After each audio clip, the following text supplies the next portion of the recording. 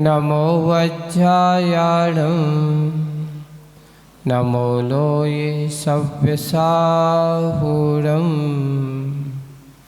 शासननायक भगवान महावीर स्वामी की, मूल नायक देवादिदेव 1008 श्री शंभुनाथ भगवान की, परम पूज्य आचार्य गुरुवर श्री विद्यासागर जी महाराज की, आचार्य श्री समय सागर जी महाराज की, अहिंसा परमो धर्म की,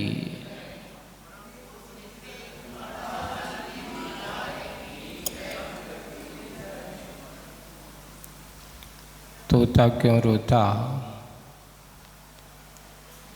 परम पूज्य आचार्य भगवान की इस कृति पर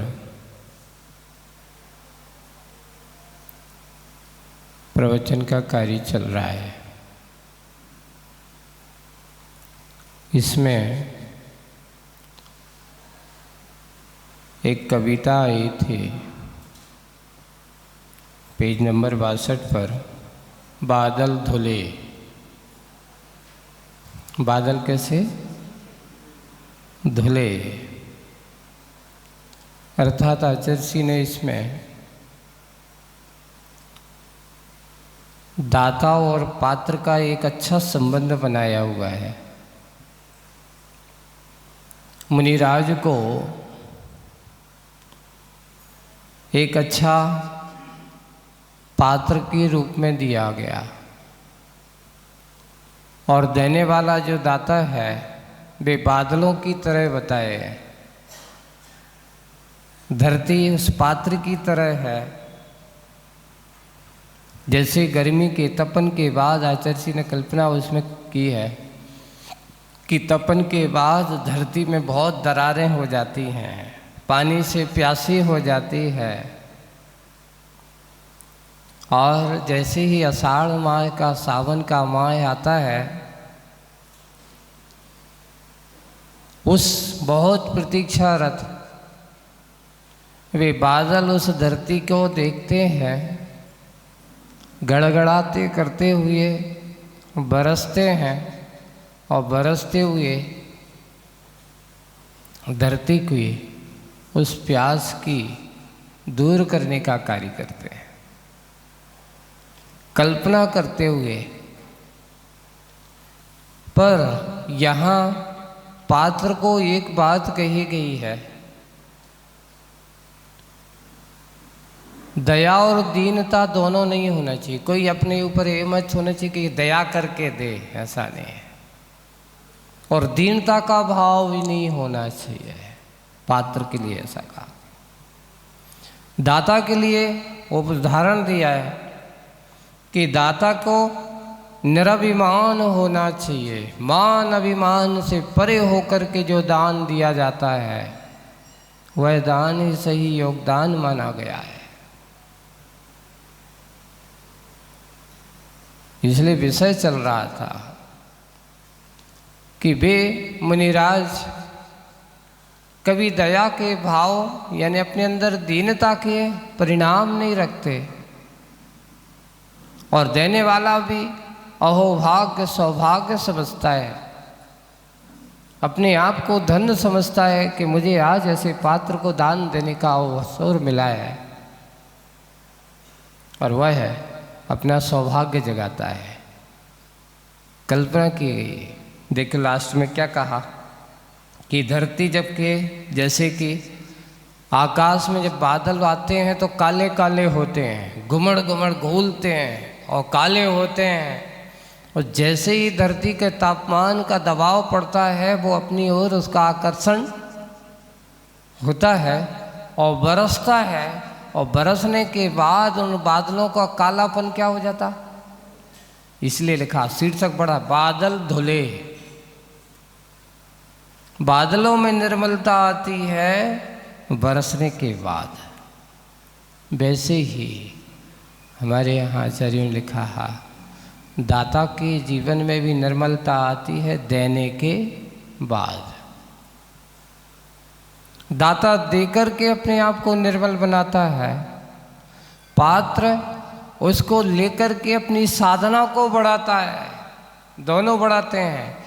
एक के लिए अपनी रत्नत्र की आराधना बढ़ रही है और एक दान देकर अपने अंदर के मोह, राग, देश, कसाय भाव को कम कर रहा है। एक देकर के कम करता है और एक लेकर के कम करता है।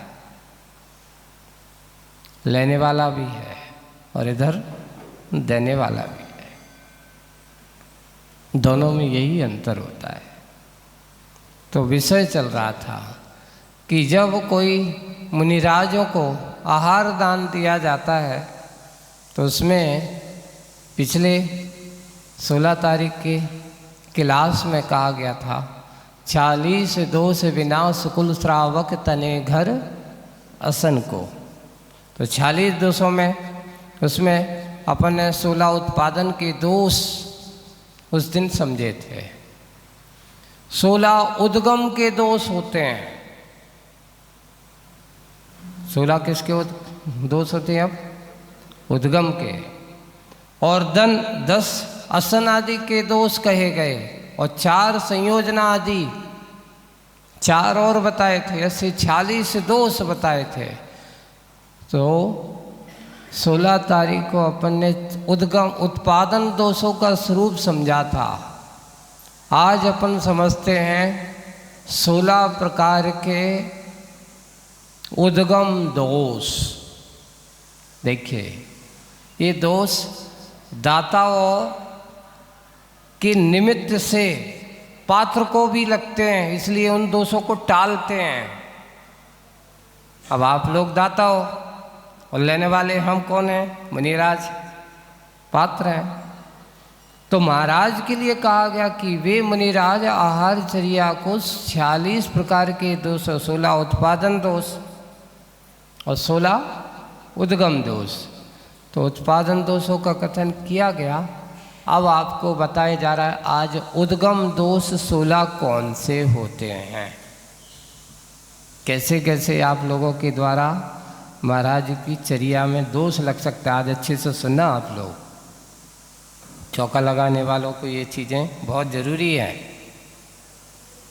क्योंकि आहार दान देते समय इस प्रकार की गलतियाँ स्वाभाविक रूप से आपकी होती ही हैं। सबसे पहले अब आज उद्गम 16 उद्गम दोष कौन कौन से हैं? तो सबसे पहला आ रहा है उद्देशिक दोष। पहले नाम है, इसका नाम है उद्देशिक। उद्देश्य का क्या था? जैसे कि आपके यहाँ आपने आहारचर्या पता नहीं था कि महाराज हैं या नहीं हैं आपको, या महाराज आने वाले हैं कि नहीं हैं। आपने भोजन बनाया था, लेकिन वो किसके लिए आपने बनाया? किसी दूसरे रागी, कोई दूसरे साधु संत थे, उनके निमित्त बनाया था। बाद में पता चला कि अरे महाराज आ रहे हैं, तो उसी उद्देश्य के अन्य जो रागी हैं, ऐसे श्रमण आदि के उद्देश्य से बनाया हुआ भोजन उसी में से निकाल करके आपने किसको दे दिया? हमने तो बनाया था उनको देने के लिए, लेकिन आप आ गए, चलो अच्छा हुआ हमने आपको दे दिया। ये आपका महाराज को अगर पता चलता है, ऐसा होता है सामने वाले को, पहली बात आप देते तो ये आपका भी दोष हो जाता है। तो इस प्रकार उद्देश्य महाराज को देने का नहीं था, किसको देने का था? कभी कभार आप लोग गलती क्या करते हो? महाराज हमने तो सोचा था, कई लोग कहते महाराज आपने क्यों नहीं लिया, और भक्ति भाव से कहते तो हमने तो सोचा था कि ये उनके लिए बनाना है, महाराज को चलाना है, इन महाराज को। अब उनने लिया नहीं, आप ले लो। क्या किया? उनने लिया नहीं। पहली बात तो ऐसा कभी कहना नहीं चाहिए, है ना। साधु को अगर पता पड़ जाता है कि ये आपने किसको बनाया था, उनके लिए, तो वो कहेगा भैया क्यों, अगर वो होता है तो उसको कौन सा दोष लगता है? व्यक्ति के से साधु के निमित्त बनाया हमने तो आपके वितराग साधु को, लेकिन अगर हम इसमें किसी दूसरे रागे आदि जो हैं उनके लिए बनाया था, हमने तो आज हमारे यहाँ फलाने मेहमान आने वाले थे उनको बनाया था, अब पहले तो क्या है, घरों में सब सुविधाएं, घर में पानी, कुएं का पानी, सब कुछ हुआ करता था, घर पे ही सब कुछ होते थे, तो दिक्कत नहीं होती थी। आज तुम लोगों को दिक्कत होती है ना। पहले के लोगों को, मैंने स्वयं, मुझे ध्यान है बचपन में घर पे भोजन हम लोग स्वयं छोटे छोटे थे तो माँ के साथ जाकर के कुएं का पानी का ये सब कुछ घर पे वो ही रहता था गांव पे, तो अलग से कोई जल पानी लेने जाने की ज़रूरत पड़ती नहीं थी। सारा भोजन यही है, घर पे बना हुआ है, सोला है, घर पे ही सब वो हाथ से ही पीसते थे। तो अब क्या करना है, कोई महाराज आ जाए तो बिल्कुल तैयार और रेडी, बस पड़गान करने की ज़रूरत है, शुद्धि के वस्त्र पहनने की ज़रूरत है, उनके आहार हो जाते। पहले के लोगों के घरों में नेचुरल होता था, वहाँ अलग से कोई करने की ज़रूरत नहीं होती थी। दूध घी घर पर होता ही था, गाय जानवर वगैरह होते थे, घर का घी है, घर का दूध है, सब कुछ तैयार है। महाराजों को उस समय क्या है, घर पे ही लोगों के घर पे बाड़े रहते थे, गाँवों पर वहीं लगी रहती थी सब्जियां हैं उसमें, तो सब्जियां भी गांव पर लेने वाले के। आज गांव की ज़िंदगी देखो भी लोग आराम से कैसे करते हैं, उसी पे सब कुछ मिल जाता है, तो स्वस्थ रहते हैं, वातावरण में रहते हैं। तो ये ऐसा निमित्त है। तो ये निमित्त है। तो सबसे पहले औद्देशिक दोष आता है पहला, कि किसी प्रकार के रागी या अन्य साधु आदि को बनाया गया हो और पता चल जाता है कि जो उनके उद्देश्य से बना था, तो वो अगर लेते हैं तो उनको क्या दोष लगता है, औद्देशिक दोष, इसको भी टाला जाता है। अब आप लोग सोचेंगे महाराज आप तो नाराज हो गए, आपने लिया नहीं, वहाँ क्या देखना है, हमें ये देखना है। महाराज आप लोगों को ये सब चीज़ें याद रहती हैं? कई लोग पूछते हैं आपको ये सब दोषों के बारे में इतना है, भैया ये मूलाचार है, ये चर्या के विषय हैं। सामने हम आहार चर्या के समय कभी कभार भक्ति वसाज भी ऐसा बोल दिया करते हैं, हम तो आ जाओ, भाग्य पुण्य का उदय था, आप आ गए, हमने तो उनके लिए ऐसा किया था, पता चल गया तो भैया तुमने तो उसके लिए किया था, हमारे लिए तो। फिर महाराज ये कहेंगे कि आपके लिए बने, तो और आपका दोष लग जाता, आगे वो भी आ रहा है, वो भी बता रहा है। दोनों तरफ देखो। अब दूसरा नंबर का दोष आता है उद्गम दोष में, अध्य यदि दोष कहलाता है। जैसे कि आपका भोजनशाला में अपने लिए पका रहे थे, भोजन चल रहा था बनाने का, पकाते हुए अन्न में देख पता चल गई कि महाराज आ रहे, तो एक काम करो वही में और डाल दो। पक जाने के बाद तो ना थोड़ा सा पानी डाल दो और थोड़ी सी क्या कर दें, अब क्या करें, अब तो बन तो गई है, अब ऐसे क्या करें, उनके हिसाब से करना है, तो थोड़ा सा और उसमें मात्रा थोड़ी बढ़ाने की दृष्टि से कई लोग कहते दाल थोड़ी सी गाढ़ी, एक काम करो थोड़ा पानी और मिला दो और पतली हो जाएगी। ये इस प्रकार क्यों, किसके लिए, महाराज आ रहा है उनके लिए तो करना है, अब कौन अलग से करे, इसको कहते अत्यधि दोष। जैसे चावल है, धान है, दाल है, ये आदि देखते हुए पक गए, अब वो कम दिख रहे हैं, अब पकते हुए कि थोड़ा सा जाए हो, अब चाहे तो ऊपर से पानी डाला, उसी में थोड़े से और डाल दिए, तो ये भी एक दोष है। क्या नाम है इसका, अत्यधि दोष। पकती हुए अनाज को देख करके, संयत आदि को देखा और देख करके उसी में ही बढ़ा देना, इसको अत्यधि दोष कहते हैं। अब आता है पूति दोष। देखिए पूति दोष क्या होता है, प्रासक में अप्रासक मिला देना, बना हुआ भोजन है ना, प्रासक में जो हरा है, अब आप लोग अच्छी दाल बनी है, सब कुछ ही है, बढ़िया आए, धनिया पत्ती डली है, ऊपर से और डाल दी, तो पकते हुए डालना अलग बात है, पकने के बाद ऊपर से डालना, ये पूति दोष उनके लिए। प्रासुक था, उसमें अप्रासुक का मिश्रण अर्थात प्रासुक में से ही मिश्र जैसे नया एक और दूसरा। ये तो भोजन के साथ हो गया।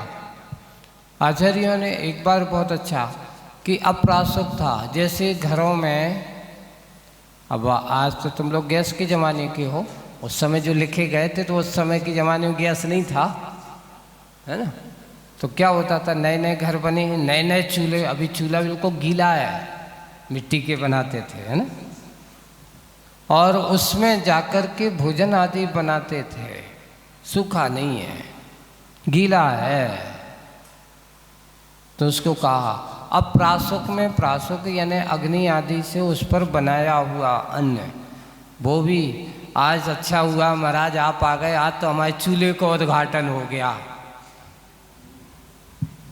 देखो ऐसे कह देते ना कि आज अच्छा हुआ, आज हमने आज ही तो नया चूल्हा बनाया था और आज नए चूल्हे पर भोजन बना करके आपको क्या दिया।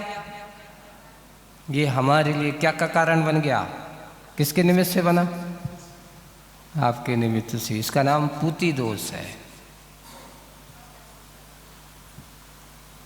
कैसे कैसे आप लोगों की तरफ से इस प्रकार के दोषों का बनाए हुआ संकल्प, पहले साधु को देख करके ही मैं प्रयोग करूंगी, ऐसा करूंगा, ऐसा वो करता है। पर उसके लिए हमारे यहाँ आचार्य कहते नहीं, मेरे निमित्त श्रावक का जो चलता है उसको ही अपना ऐसा कहो कि आज तो मैंने पहली बार अपने लिए भोजन बनाया और आज भोजन बना करके अच्छा है, वो भाग्य है कि महाराज आपको भी आहार देने का हमें सौभाग्य मिल गया। शब्द का अंतर कितना हो गया।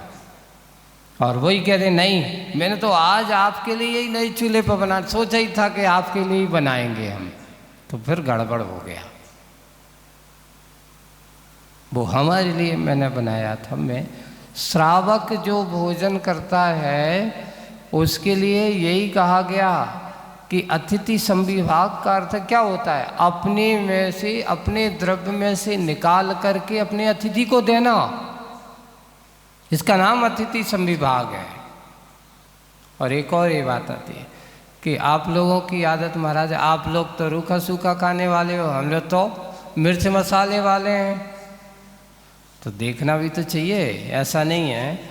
आप अगर जिस दिन भगवान महाराजों के आहार होते तो एक दिन सोचना चाहिए कि जैसे महाराज को आहार कराते वैसे एक दिन मैं भी वैसे ही आहार करूँगा।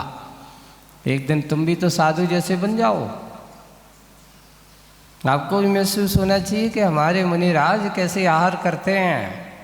नहीं महाराज, हम तो वो कर ही नहीं सकते हैं। आप लोगों की अलग बात है और हम लोगों की, आप बिना नमक के खाने वाले हो, बिना मिर्च मसाले के खाने वाले हो, और हमारी दशा तो बिना मिर्च मसाले नमक की तो हो ही नहीं सकता। आपको नहीं भी डला हो नमक तो चल जाता है, डला है तो भी चल जाता है, ऐसा भी होता है। अगर महाराज कोई लेते हैं तो, नहीं लेते हैं तो उनका अलग बात। तो ये इस प्रकार है प्रासुक आदि का जो होता है देने के लिए। अब चौथे नंबर का आता है मिश्र नाम का दोष। कौन सा दोष? मिश्र होता है। जैसे अन्न प्रासुक है, फिर भी कोई ऐसे अन्य साधुओं के साथ कोई और आ गया महाराज को, तो हो दूसरे आ गया, फलाने वो भी आ रहे हैं, इतने आ रहे, एक काम करो जो हो ही रहे हैं उनको और इसी में मिला लो। कोई साधु वगैरह दूसरे वितराग साधु नहीं है, रागी है, सरागी है, कौन अलग से करे, उनको भी इसी में मिश्रित कर दिया। अब ये बात अलग है कि उनको कराने के बाद फिर उनको किया, लेकिन फिर भी उद्देश्य आपका क्या था। तो यहाँ मिश्रण होगा कि एक को आपने बना करके नहीं किया, आपने सबको एक समान बना दिया, सबकी एक जैसी कोटि में ला दिया, तो उसको मिश्र दोष कहा गया। गृहस्थों के साथ मुनियों को। अब कैसे चौका लग रहा है, एक काम करो, चौके में अपने लिए तो बना ही रहे हैं, एक काम करो और बहुत सारे मेहमान आ रहे हैं तो उन मेहमानों को और इसी में बना लो। तो ये भी उनके साथ नहीं। वितरागियों के, गृहस्थों के लिए ऐसा करते हैं। तो चौथा दोष जिसका नाम है मिश्र है। अब पांचवा स्थापित नाम का दोष होता है। स्थापित दोष कहता है कि पात्र से भोजन निकाल करके एक स्वगृह अथवा अन्य ग्रह में स्थापित किया हुआ आहार लेना। आपने क्या किया, भोजन बनाया इस घर में और महाराज को आहार कराना है उस घर में। अब बनाया कहाँ पर है, यहाँ। और नहीं महाराज, हमने वो नया घर बनाया था, किचन तो वहीं था, हमने सोचा वहाँ बनाए और यहाँ रख करके आपको क्या करेंगे, आहार कराएंगे। ये भी दोष, स्थापित दोष कहलाता है। जहाँ अपन बनाते हैं वहीं पर आहार कराना चाहिए। इतना तो चल जाता है किचन के बाहर है, ऐसा है नहीं। जहाँ बना है बिल्कुल चूल्हे के सामने ही बैठना चाहिए, ऐसा नहीं है। इतना तो है कि मान लो जैसे ये है डाइनिंग, जैसे तुम लोग लगाते हो ना आप लोगों की, इतना है, स्पास है, समीप होना चाहिए, इतने ये ऐसा नहीं होना चाहिए कि अब ये होगा कि आपने ऊपर 3 माले पे बनाया और नीचे फिर उतार करके ला रहे हैं, ये ठीक नहीं। इसको स्थापित दोष कहा। इसलिए कहा जाता है निकट होना चाहिए, जरूरत हुई वहीं पर अपने पास जहाँ है इतना ही बनाते हैं, उसको स्थापित दोष कहा गया। इसलिए कई लोग कहते हैं महाराज आप लौट क्यों आए, पूछते हैं कहाँ बनाया था, बोले कि महाराज पीछे बनाया था। बोले क्यों, वहाँ उजेला नहीं था, यानी तुमने अंधेरे में बनाया भोजन को, नहीं लाइट जला के बनाया था।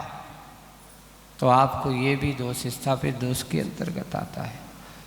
इसलिए आप कहोगे महाराज क्यों, क्योंकि इसलिए लौटे क्योंकि आपके देने की जो प्रक्रिया थी वो ठीक नहीं थी। स्थापित दोष को टालने के लिए आए हैं लौटना। अब वहाँ अच्छा नहीं था, स्थान नहीं था, रोशनी नहीं थी, इसलिए पहले से जहाँ देना है वहीं पर आप क्या करिए, व्यवस्था करिए, वहीं पर आहार बनाइए, वहीं पर उनको दीजिए, जिससे कि देते समय किसी भी प्रकार से हमारे अंतराय आदि। और उसमें लिखा है कि अगर अंधेरे में तुम बनाओगे, लाइट आदि में बनाओगे, कोई जीव जंतु अगर उसके संयोग को प्राप्त हो गया, बाल आदि हो गए, महाराज को अंतराय भी हो सकता है।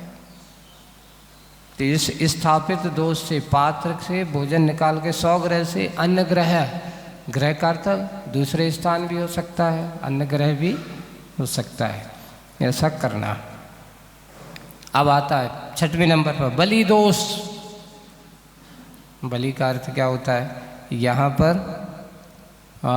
जो अपन भोजन आदि, यहाँ नहीं, दक्षिण भारत में आप जाओगे तो वहाँ पर भोजन की थाली लगा करके सीधे चढ़ाया जाता है, कर्घ जैसा होता है।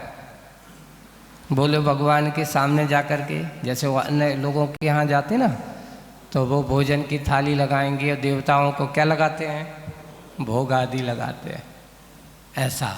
तो उन्होंने कहा कि कोई यक्ष है, नाग हैं, कुल देवता आदि हैं, इनके लिए चढ़ाने के लिए बनाया हुआ था। पता चला कि महाराज आ गए, उनको तो अपन बाद में बना लेंगे, पहले महाराज को आहार दे दो। किन के लिए बनाया था,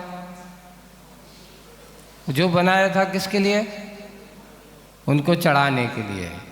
तो ये इस प्रकार का, तो उसको कहते बलि दोष, यानी दूसरों को देने के लिए, चढ़ाने के लिए बनाया था, लेकिन उसमें से पता चल गया महाराज आ गए, तो उसी में से निकाल करके अपन ने किसको दे दिया, हमने तो उनके लिए बनाया था, अच्छा पता चला तो ये काम उनके लिए हम दूसरा बना लेंगे, ऐसा कहने में आ गया, सुनने में आ गया, दोष होता है, इसको बलि दोष कहा गया। ऐसा भोजन भी नहीं लेना। प्राभित दोष, आहार काल के अतिरिक्त काल में हानि वृद्धि करके दिया जाना। महाराज एक काम करो, आज हमें जल्दी जाना है, एक काम करो आप जल्दी उठ जाइए आज, आज 8:30 बजे जो हमारी गाड़ी है, तो कौन सा दोष लग रहा है? नहीं, जो समय है वही समय पे उठेंगे। एक काम करो महाराज, आज हम थोड़ी सी देरी से आएंगे, एक काम करो सामयिक के बाद आहारचर्या हो जाए।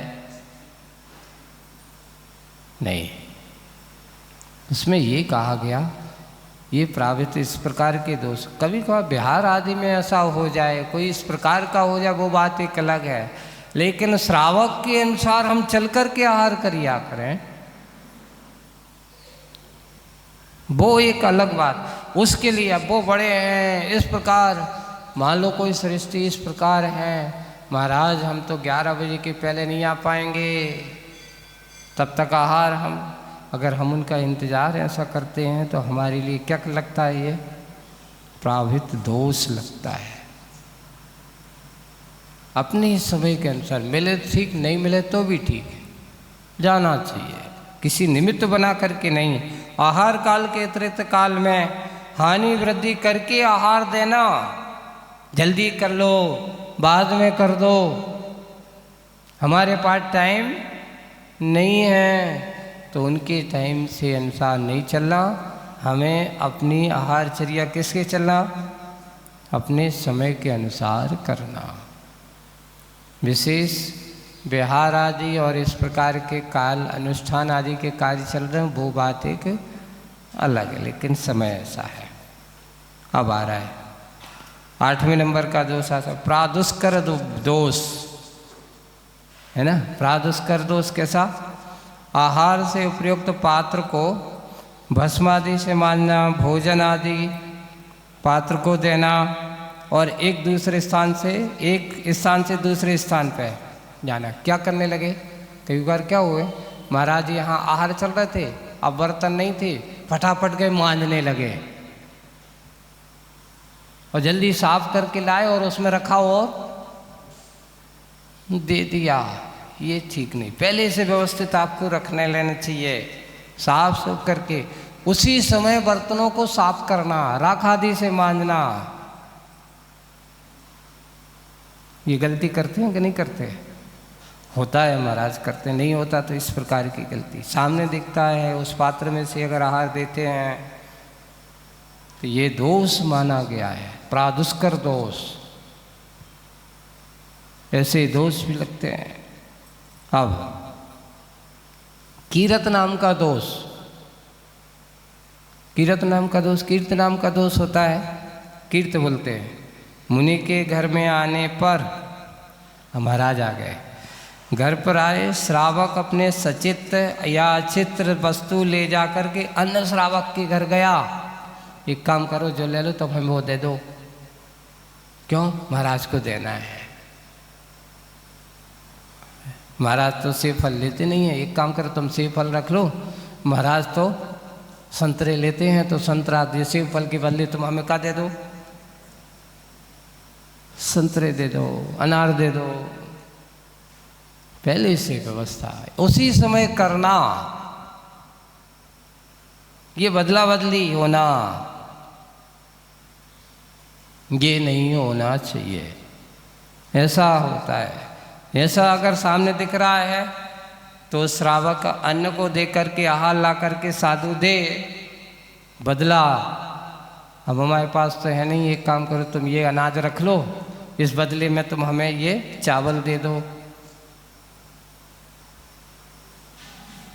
हम तुम्हें नहीं। पहले से आपको आज अब पता कैसे चले महाराज, आप लोगों को ये पता कैसे चला हम लोग क्या क्या करते हो? कभी कभार तुम लोग कह जाते हो कि महाराज भक्ति से ऐसा ऐसा हुआ, मैं था नहीं, हम फलां से वो क्या गए, उससे बदल के लाए और फिर हमने आपको दो, आप ही ने कह दिया, हमें पता चल गया ऐसा ले आए। अच्छा फिर रहना दो भैया, वो रख लो अपने पास।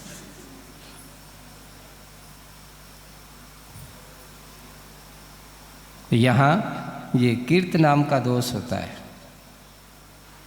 अब आता है ऋण का हो या परामर्श का हो। मुनिराज के घर आने पर श्रावक अन्य किसी के यहाँ उधार ला करके, एक काम कर हमारे पास है नहीं है, अब जब आ जाए कि हम तुम्हें दे दें, अभी तुम उधार में दे दो, इस प्रकार उधार ला करके देना, है ना, इसको ऋण प्रावृत्त दोष नाम कहा, प्रमर्श दोष कहा। ऐसे इस प्रकार दोषों से भी 10वें नंबर का दोष है। अब 11वें नंबर का दोष आ रहा है परावर्त नाम का। अन्न श्रावक को अपना चावल आदि देकर, हमारे यहाँ पास आज अच्छे से नहीं है, तुम्हारे अच्छे हैं, महाराज आ रहे हैं, तो एक काम करो जी, हमारे तुम ले लो, तुम्हारे अच्छे वाले हमें दे दो, हमारे थोड़े से अच्छे। और देखो उसकी भावना तो है कि हम अपने महाराज को क्या दें, अच्छे दें, इस मामले में है। लेकिन बदला बदली किस लिए की, महाराज के नहीं, मैं जो खाता हूँ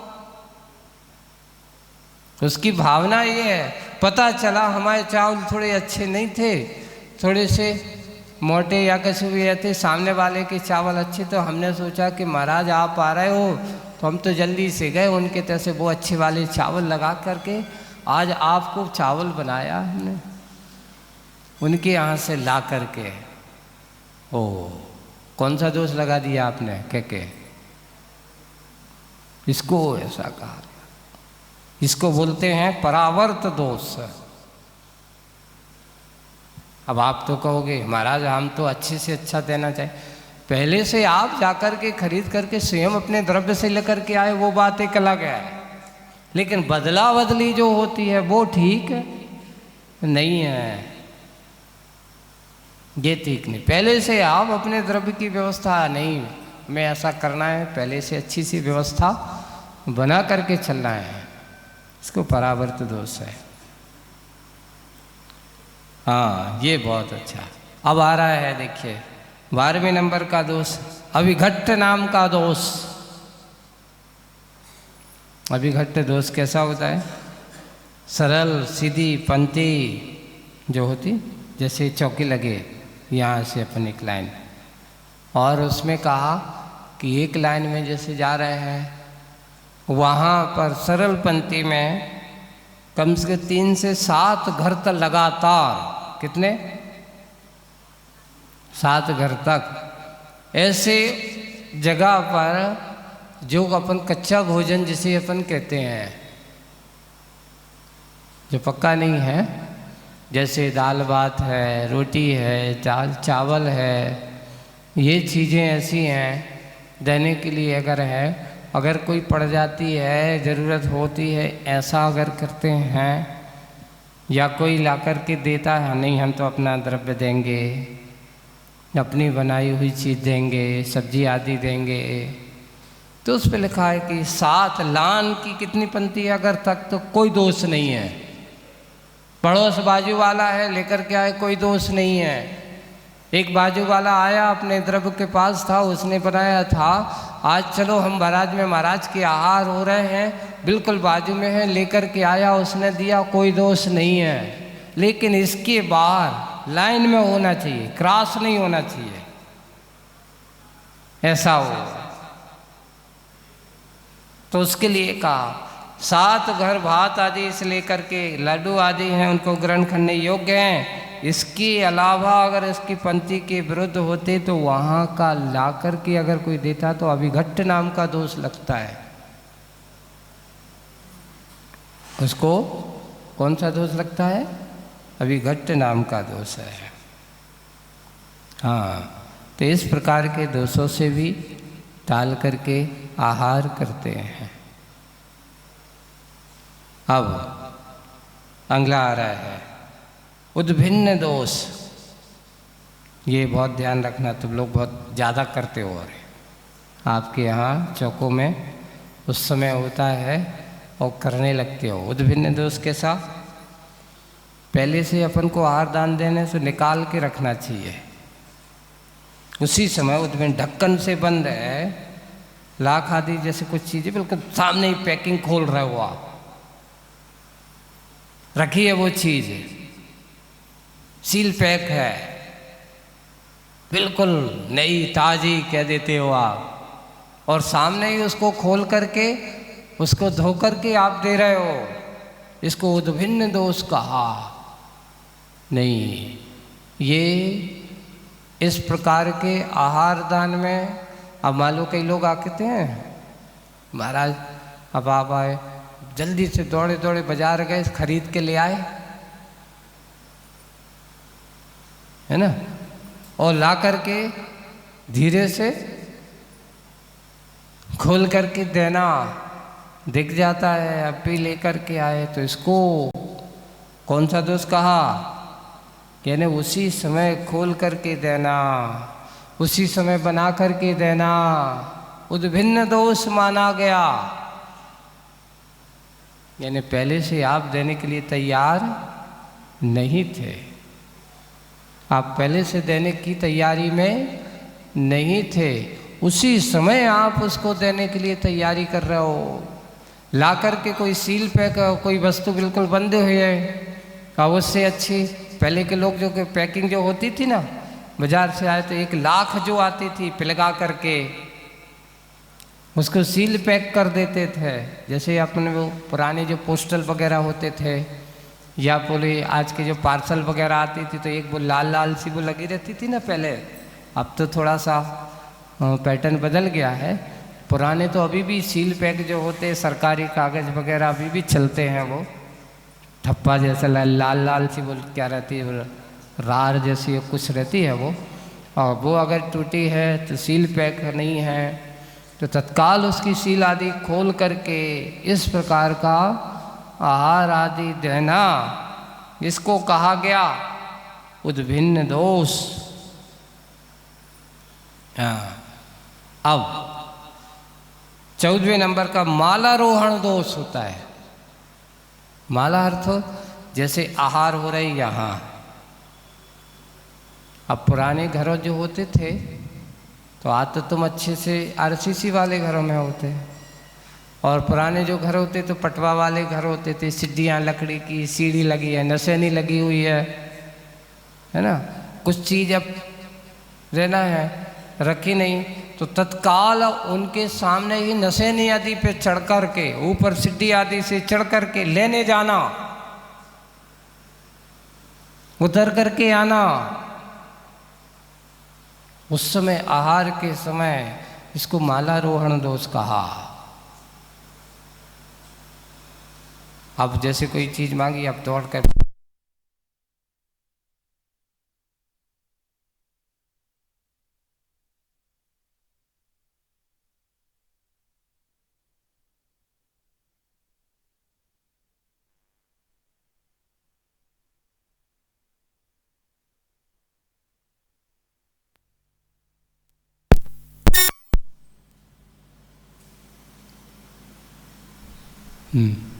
तो वो माला दोहर दोष कि कुछ भी चीज हो अपने आप को नहीं है, कोई बात नहीं है।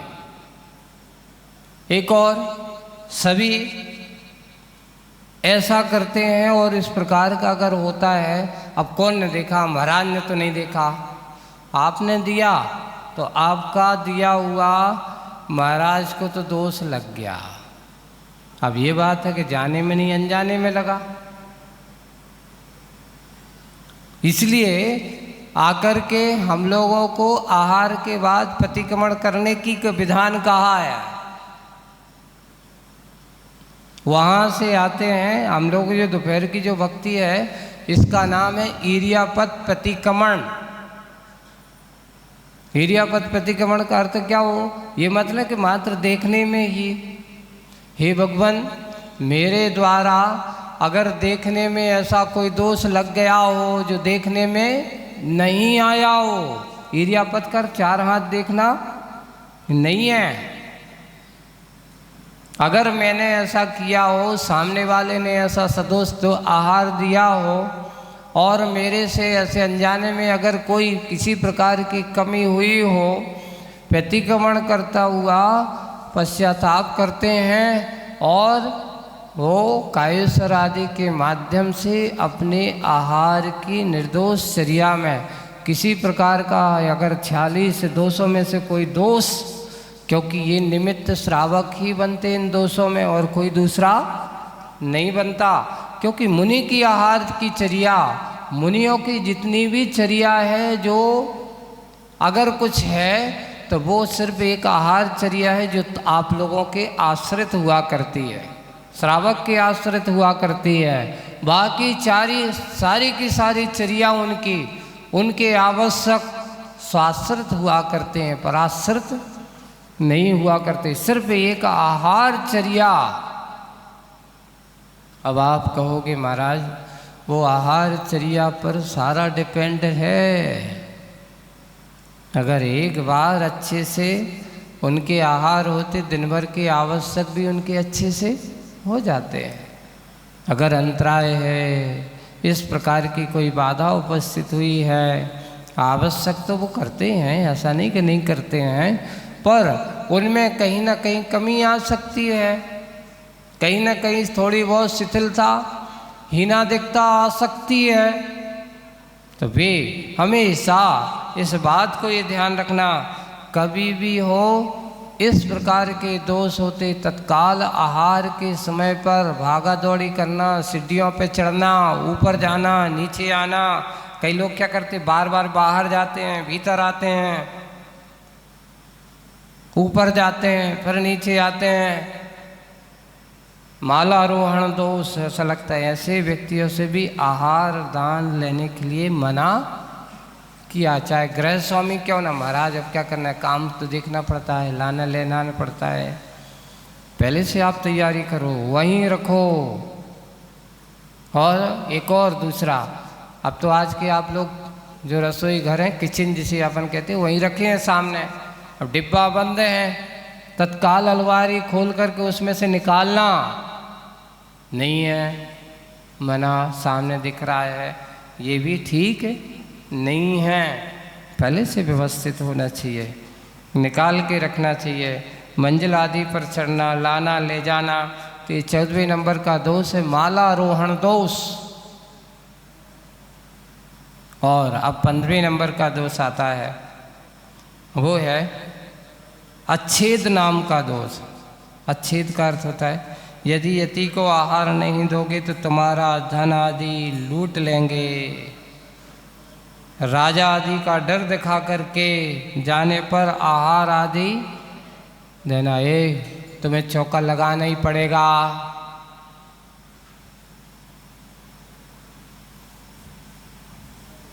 ये डर दिखा करके, ये सबसे बड़ी विसंगति है, आप लोग एक ध्यान रखना।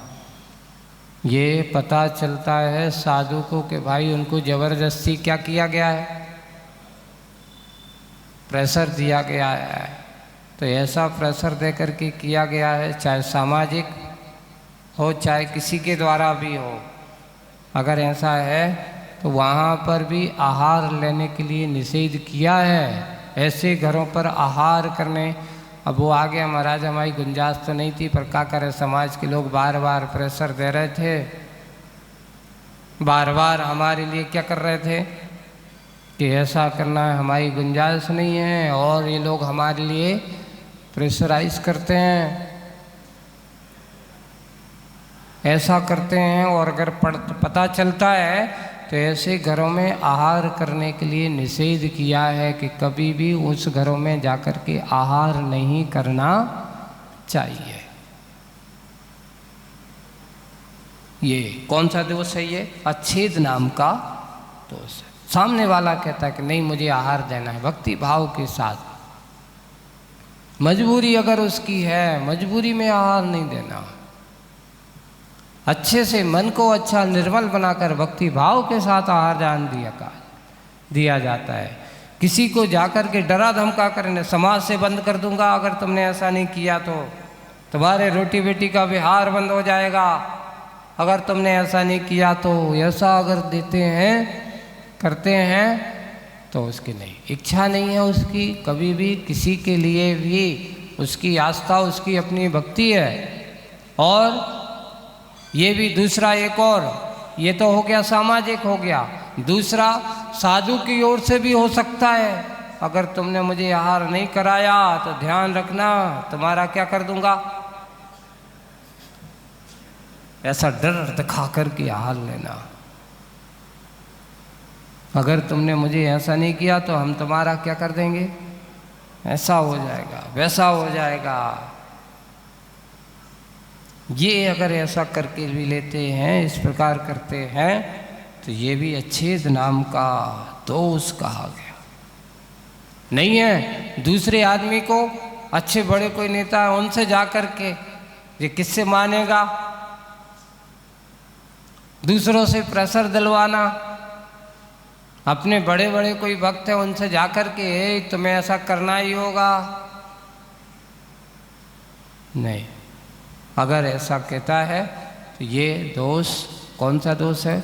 उद्गम के 16 दोष में 15वें नंबर का दोष कारक है। मुनिराज कभी ऐसी जगह आहार कर ही नहीं सकते। और अब आता है 16वें नंबर का दोष, अनिसार्थ नाम का दोष कहा गया।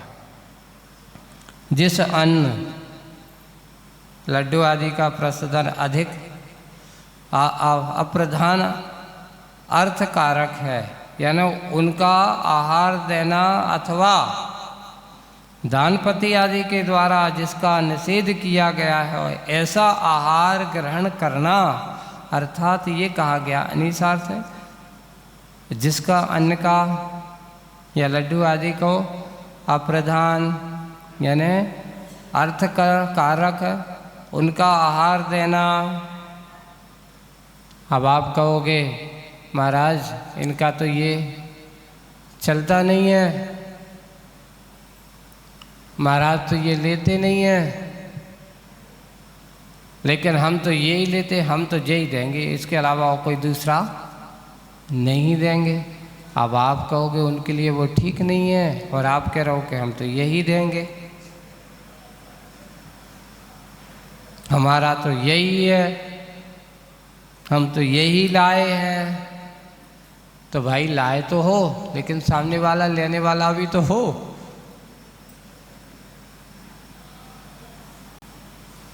उसमें ये लिखा है कि उनका देना, अब कोई दानपति के द्वारा जिसका निषेध किया गया है, ये नहीं दे सकते हो,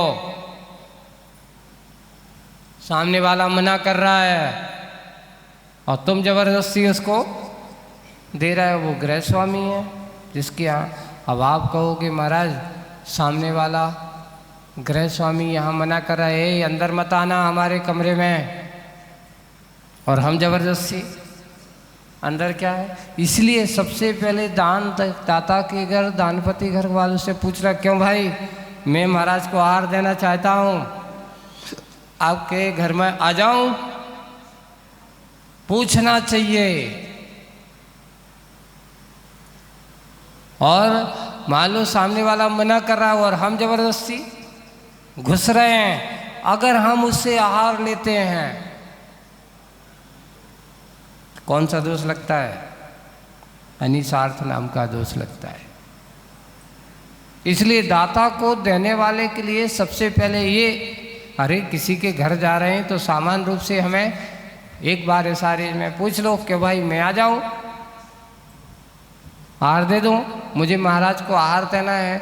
महाराज से मत पूछिए कि मैं आ जाऊं, उस समय किसके घर पर हैं वो? मुनिराज किसके घर पर हैं? वो गृहपति है, दानपति है। अब ये बात है, जब महाराज पहले उसके घर में आप आए हो तो उसके घर वाले से पूछिए कि मैं आ जाऊं, और वो कहेंगे ठीक है आ जाओ, और वो कहता है कि थोड़ी सी रुको, अभी थोड़े से लोगों को देने दो, थोड़ा खाली होने दो, फिर बाद में आना। तो आपको सब्र रखना चाहिए। पर होता क्या है कि देने वालों तो रह जाता है पीछे, और दूसरे वाले जबरदस्ती घुस जाते हैं आगे। पता चलता है कि जिसके घर पे आहार हुआ उसको आहार देने ही नहीं मिला, और दूसरे लोग, ये हमारी क्या मानी जाती है? सामने पात्र को भी, दाता को भी एक बहुमान सम्मान की दृष्टि हमारे पास होना चाहिए। वे हमेशा बहुमान की दृष्टि से इस प्रकार का कार्य करते हैं, और वे आपके लिए आहार देते। इसलिए एक व्यवहारिकता की दृष्टि से दानपति के घर वालों से पूछना ये जरूरी है। ये हमारी एक नैतिक जिम्मेदारी मानी जाती है। उससे कहो जिसके यहाँ है अहो भाग, आज बड़े पुण्यशाली हो आप, तो उसकी पहले दान की प्रशंसा करिए जा कर के। आज बधाई हो कि आपके यहाँ आज महाराज के क्या हुए, आहार हुए। मैं भी आपके पुण्य में थोड़ा सहभागी बन लूँ, मैं भी आहार देना चाहता हूँ, आ जाऊँ। बड़े वो सामने वाले को भी अच्छा लगेगा। वो आपसे कह रहा है कि भैया 1 मिनट रुको, अभी मैं बुलाता हूँ आपको। थोड़ी सी क्या करना चाहिए अपन को, धीरज रखना चाहिए।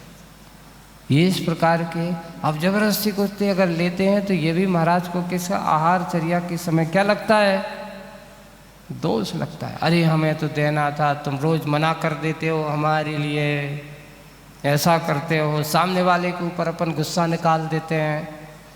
आपको क्या है, आपके घर महाराज आ गए तो आप तो सोच लेंगे हम ही सब कछु हो गए, तुमने तो महाराज को खरीद लो, और 4 बातें और सुना देते हो।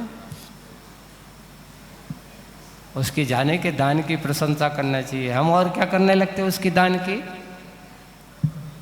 निंदा करने लगते हैं। दानी की कभी किसी की जिसके यहाँ गए उसके कहो कि ओ भागो, धन्य हो भाई कि आज तुम्हारे यहाँ कौन आए, मुनिराज आए हैं, ऐसा पुण्यशाली जीव। उसकी अहोभाग्य की सराहना करते हुए उसके लिए उसकी निंदा नहीं, उसकी प्रशंसा करो। दान देने वाला जो व्यक्ति दाता की प्रशंसा करता है तो उसकी प्रशंसा करने से उसके भी उच्च गोत्र का बंध होता है।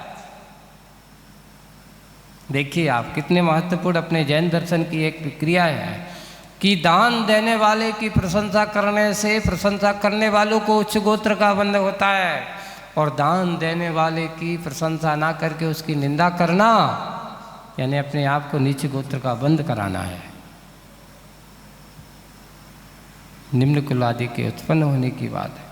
ऐसा है किसी के पास भी होता है, ऐसा अहोभाग्य सौभाग्य होता है। तो आज का ये अनिसार्थ नाम का दोष जो है, ये आज ये 16 उद्गम दोष और 16 उत्पादन दोष हो गए, है ना। अभी कितने दोष हो गए, 32 दोषों का कथन हुआ है। अभी आपके 14 कितने बाकी और रह गए, अभी 10 और 14 दोषों का वर्णन और है। ऐसा संबंधी 10 दोषों का कथन आपको आज का समय अपना पूरा हो गया।